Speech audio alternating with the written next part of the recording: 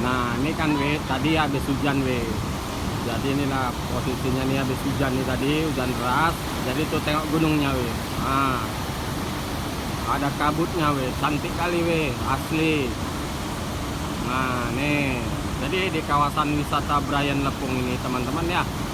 Kalau hari-hari seperti ini kan udah pada sibuk kerja ya, jadi ya ini cukup sepi. Jadi, nah ini masih agak gerimis-gerimis nih we. Habis hujan. Nih, nah, tampak sepi.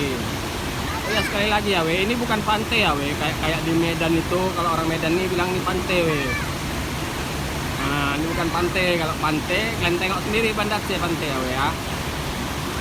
Nah, nih we. Oke lanjut ya we ya, ikutin terus, jangan lupa like, komen dan subscribe we.